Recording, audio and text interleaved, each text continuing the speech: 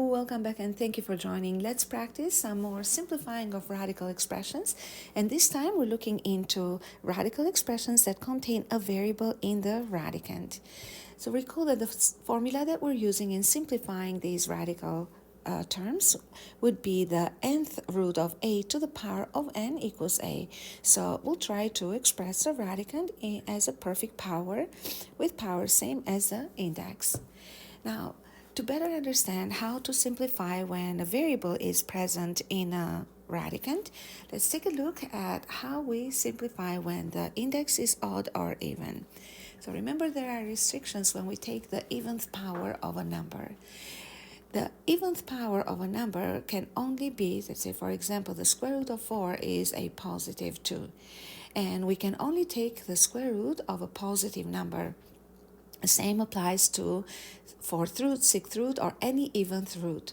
So whenever we simplify eventh roots, we need the radicand to be positive. Now, if the root is odd or the index is odd, radicand can be any real number.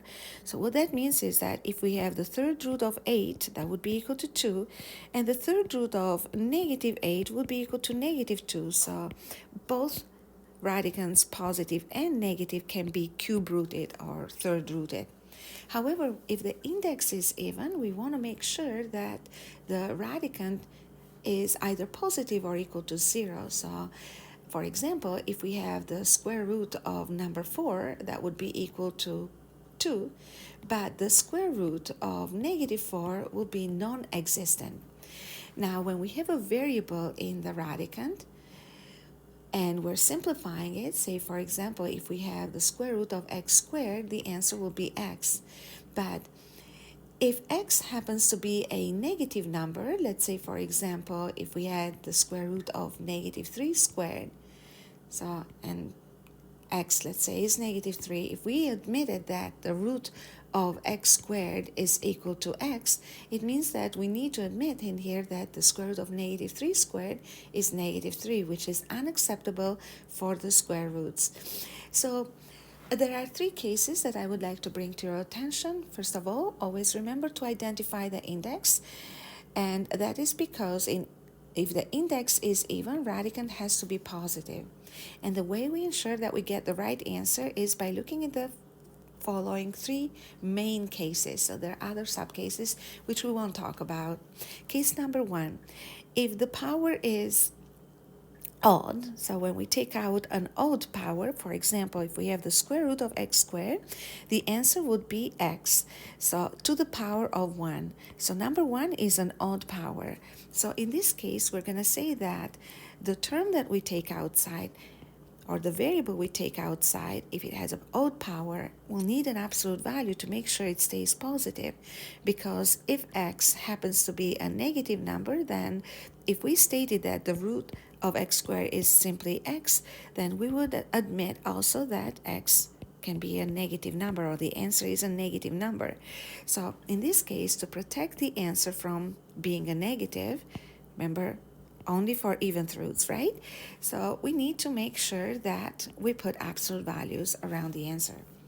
Now, case number 2 is when the answer we obtain has a power of 2. So we say that this is the case when we take the eventh root of a number and we get an answer with even power. In this case, x to the power of 2 will always be positive because x to the power of an even number is positive for any real number.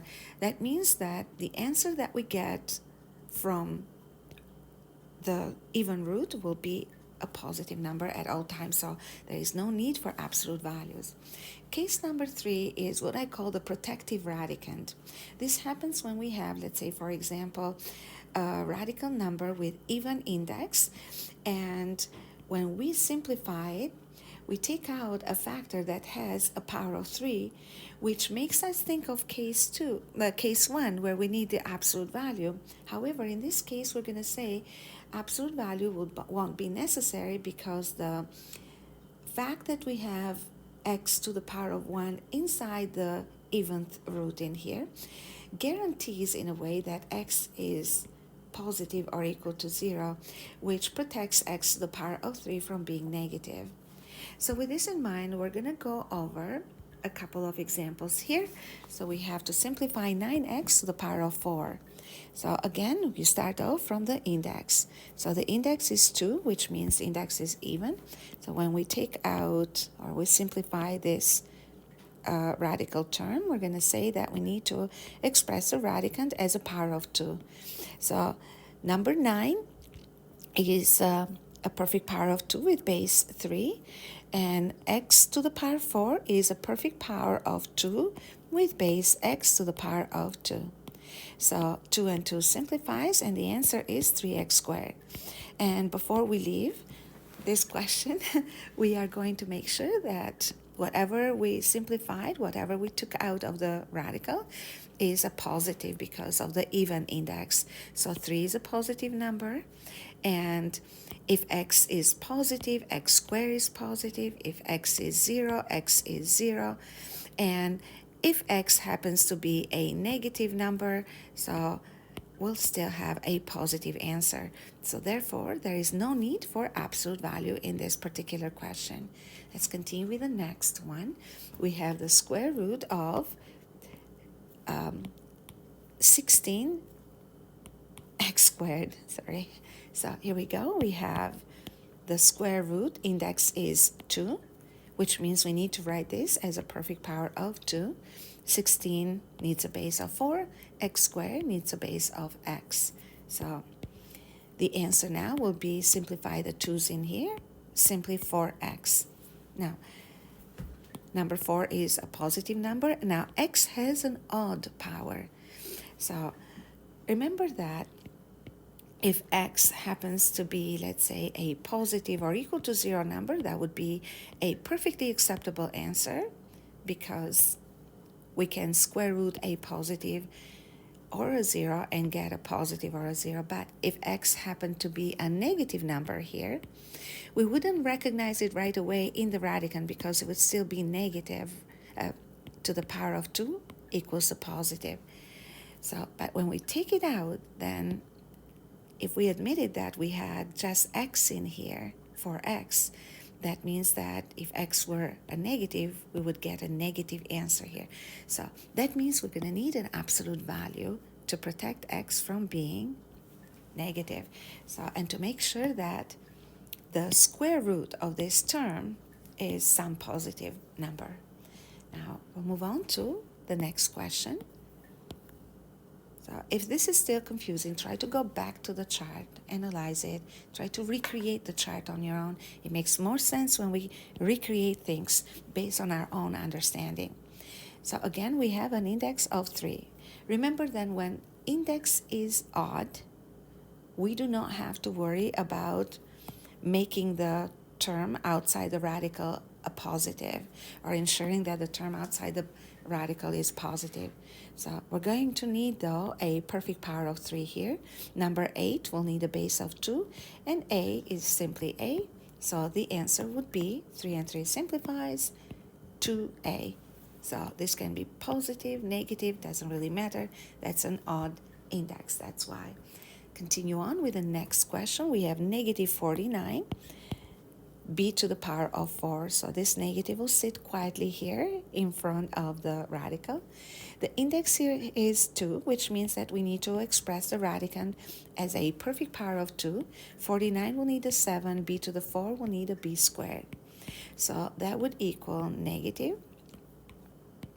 And we'll simplify these two and we'll get 7b squared.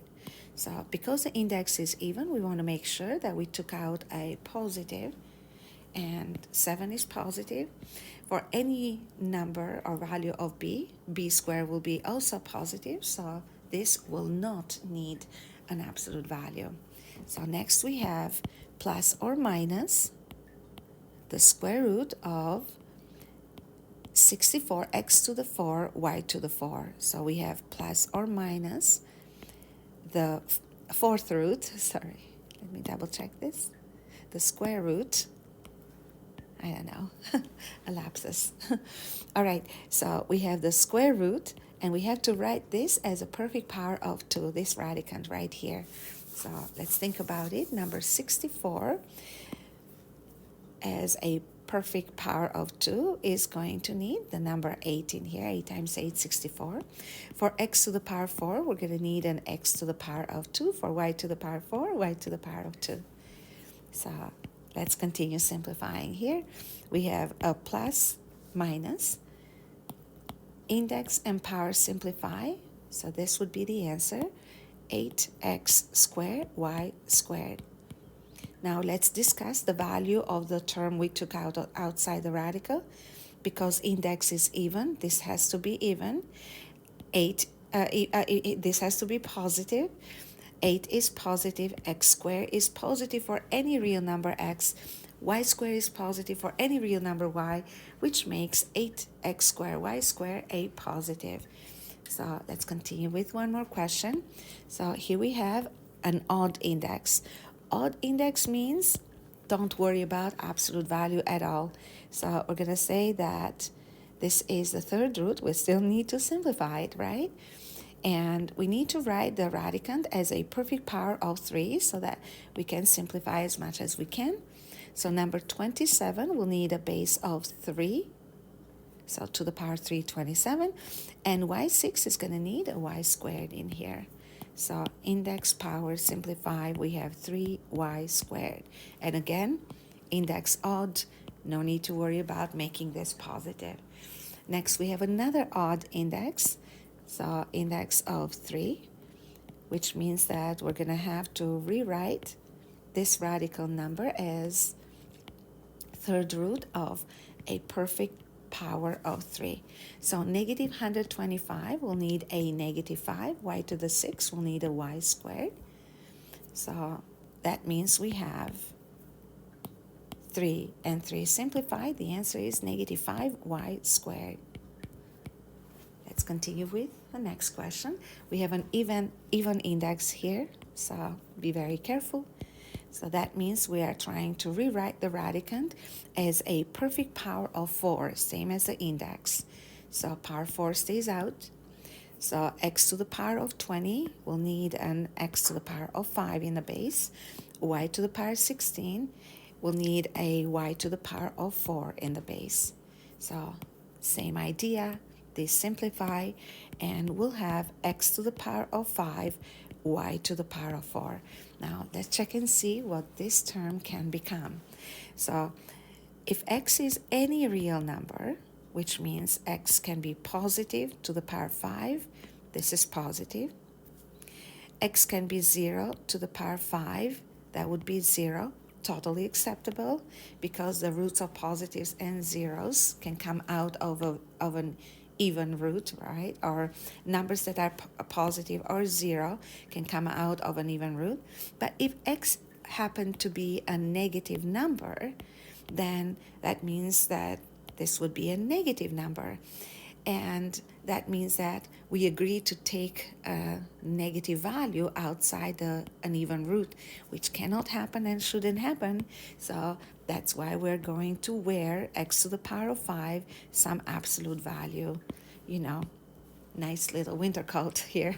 So y to the power 4 will be positive for any real number y. Now there is something else that we can do to simplify this answer in here.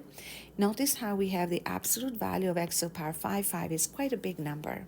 So we can simplify this a little bit further by rewriting this term, x to the power of 5, as x to the power of 4 times x to the power of 1, and then y to the power of 4.